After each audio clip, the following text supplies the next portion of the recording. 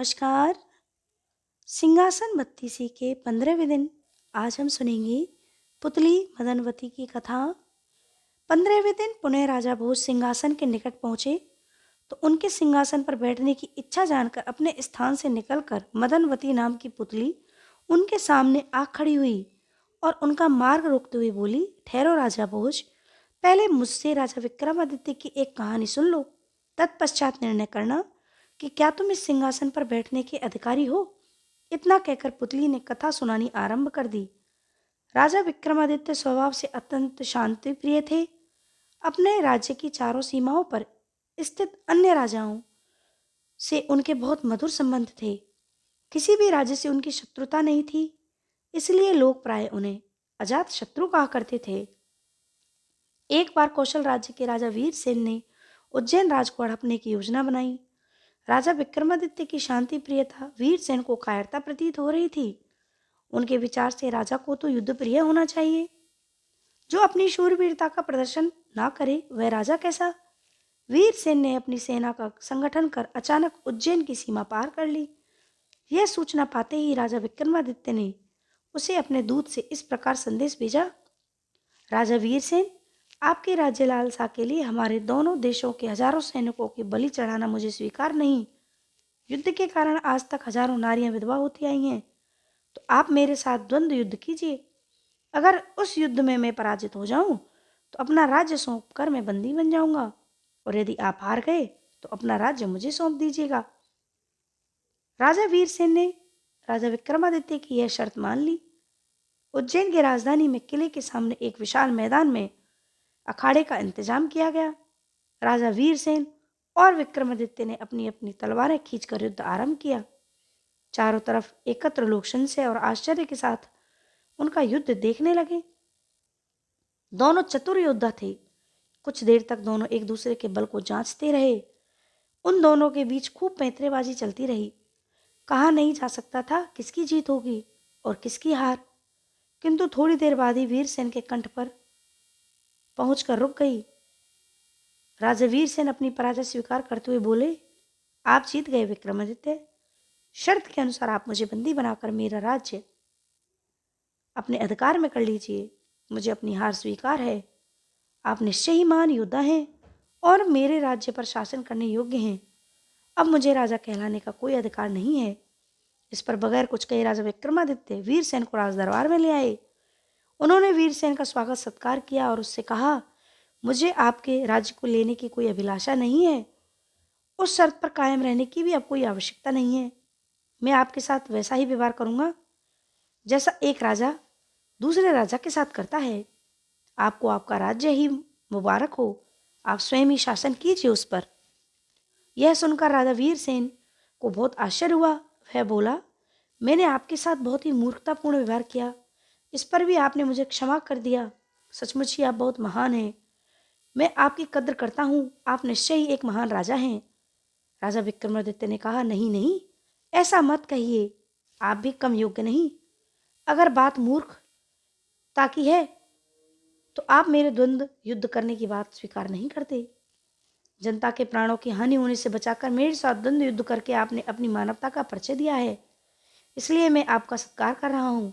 इस प्रकार राजा वीरसेन को समझकर राजा विक्रमादित्य ने उसे सम्मान पूर्वक उसके राज्य में भिजवा दिया। इस घटना से बाकी सारे राजाओं के बीच राजा विक्रमादित्य का यश और प्रतिष्ठा भी बढ़ गई। चारों दिशाओं में उनका नाम और आदर्श राजा के रूप में गूंजने लगा। इस घटना के कुछ दिन बाद एकाएक सारे उज्जैन राज्य में चोरी और डकैती की वारदातों में बेहद वृद्धि हो गई। प्रजा ने इसकी शिकायत राजा से की। राजा विक्रमादित्य ने अपने सैनिकों को चोर और डाकुओं को पकड़कर बंदी बनाने का आदेश दिया, मगर सैनिक उनको पकड़ने में असफल रहे। वे सिर्फ इतना ही जान सके कि डाकुओं के सरदार का नाम वज्रदंत है और वह नगर की पूर्वी दिशा में स्थित जंगल में रहता है। यह जानकर विक्रमादित्य ने राज में ढिंढोरा पिटवा दिया कि जो कोई भी डाकू वज्रदंत को पकड़कर राजा के हवाले कर देगा उसे 10,000 स्वर्ण मुद्राएं इनाम रूप में दी जाएंगी।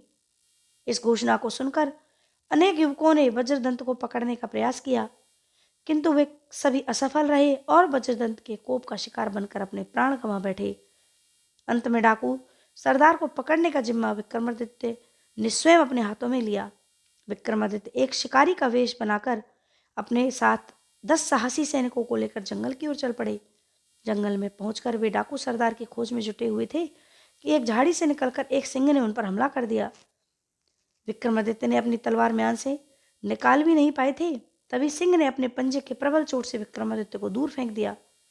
सिंह उन पर फिर झपटना चाहता था, तभी न जाने कहां से एक सनसनाता हुआ तीर आया और सीधे सिंह के पेट में जा घुसा। उसने उसी समय दम तोड़ दिया। कुछ देर में एक ऊंचे कद का बलिष्ठ युवक अपनी मूंछों पर ताव देता हुआ विक्रमादित्य के सामने आकर खड़ा हो गया। उसने गरज कर कहा, तुम कौन हो? तुम्हारा क्या नाम है और क्या कोई तुम शिकारी हो? यह सुनकर विक्रमादित्य बोले, हाँ, मैं एक शिकारी हूँ। मेरा नाम भद्रबाहु है। लेकिन मेरे प्राणों की रक्षा करने वाले तुम कौन हो? युवक बोला, मेरा नाम वज्रदंत है। केवल इस राज्य की जनता ही नहीं, बल्कि यहाँ का राजा विक्रमादित्य भी मेरे नाम से डरता है। लेकिन गुप्त रूप से राजा को पीछे रहकर उनके सैनिक भी वहां आ पहुंचे। राजा ने तुरंत अपने सैनिकों को उस युवक को पकड़ने का आदेश दिया। सैनिकों ने एक साथ हमला कर उस युवक को दबोच लिया। अब युवक समझ गया कि शेर का शिकार बचने से बचा हुआ व्यक्ति स्वयं राजा विक्रमादित्य है। तब उसने गुस्से से कहा, अरे राजा विक्रमादित्य, मुझे बंदी बनाने से पहले तूने यह सोचा होता कि मैंने शेर से तेरे प्राण बचाए हैं। फिर 10 लोगों द्वारा एक व्यक्ति पर हमला करके उसे बंदी बना लेना कोई बहादुरी नहीं। यदि तू इतना बहादुर है तो एक बार मुझे खुला छोड़ दे, फिर मेरे साथ खड़ग युद्ध कर, फिर देखूंगा तू कितना बहादुर है। विक्रमादित्य ने सोचा, हालांकि इसने मेरी जान बचाई है, लेकिन एक डाकू के साथ खड़ग युद्ध करना स्वयं को अपमानित करने जैसा है। यह सोचकर उसने उसकी बात की उपेक्षा कर सैनिकों को कहा, इस डाकू को ले जाकर बंदी गृह में डाल दो। वे स्वयं भी अपने घोड़े पर बैठकर उनके साथ अपने नगर की ओर चल पड़े। इस घटना के 1 महीने बाद जब राजा विक्रमादित्य अपने दरबार में बैठे अपने सभासदों से राज्य की स्थिति के बारे में विचार विमर्श कर रहे थे, तभी द्वारपाल ने आकर बताया, महाराज, एक सन्यासी आपसे मिलने आया है। वह इसी समय आपसे भेंट करना चाह रहा है। विक्रमादित्य बोले, ठीक है, उन्हें अंदर भेज दो। राजा की आज्ञा पाते ही द्वारपाल ने सन्यासी को अंदर भेज दिया। वहां पहुंचते ही उसने विक्रमादित्य से कहा, राजन, मेरा नाम भद्र चामुंड है। मैं एक तांत्रिक हूँ। मैंने यक्षिणी देवी की कृपा से उनको प्रसन्न करके एक यज्ञ करने का संकल्प किया है। इसके लिए प्रतिदिन एक बालक के हिसाब से 1 महीने मुझे बालकों की बलि चढ़ानी होगी। वैसे बालकों को प्राप्त करना मैंने महान तांत्रिक के लिए बाएं हाथ का खेल है, परंतु अगर यह कार्य राजा के द्वारा संपन्न हो तो देवी अत्यंत संतुष्ट होगी। आपकी सहायता के लिए मैं आपको चक्रवर्ती राजा बना दूंगा। तांत्रिक की बातों पर राजा विक्रमादित्य को बहुत क्रोध आया। उन्होंने अपनी म्यान से तलवार खींच ली और तांत्रिक को मारने के लिए लपके, लेकिन भद्र चामुंड ने अपने तंत्र मंत्र से तलवार को जलाकर भस्म कर दिया। फिर वह जोर से चिल्लाया, राजन, मुझे परास्त करने वाला व्यक्ति पृथ्वी पर कोई नहीं है। तुम मेरी सहायता नहीं कर रहे हो तो तुम्हारा दुर्भाग्य ही है। यह कहकर तांत्रिक वहां से भाग गया। इसके बाद दूसरे दिन राज्य से छोटे छोटे बच्चे गायब होने लगे। राजा विक्रमादित्य जान गए यह करतूत तांत्रिक की है।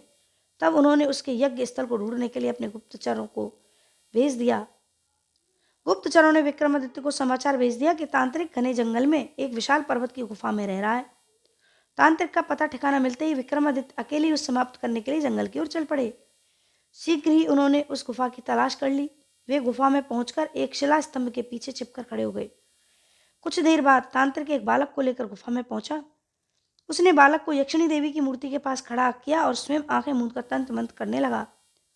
मौका पाकर विक्रमादित्य ने उसके पीछे पहुंचकर तलवार की एक ही वार से उसका धड़ सिर से अलग कर दिया। उसका धड़ कटते ही देवी की वह प्रतिमा एक दिव्य प्रकाश में आलोकित हो उठी। देवी ने कहा, हे महावीर, तुम्हारा साहस अद्वितीय है। लो, मैं यह खड़ग प्रदान करती हूँ।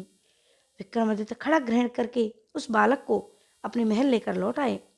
इतनी कहानी सुनाकर पुतली बोली, सुना तुमने राजा भोज, ऐसे त्यागी और प्रजापालक थे हमारे महाराज विक्रमादित्य।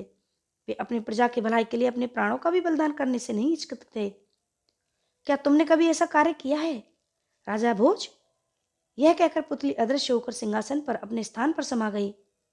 पुतली के प्रश्न का राजा भोज के पास कोई जवाब नहीं था, अतः वे सिंहासन पर बैठने का विचार त्याग कर वापस अपने महल में लौट गए। तो यह है 15वें दिन की पुतली मदनवती की कथा। जय श्री कृष्णा।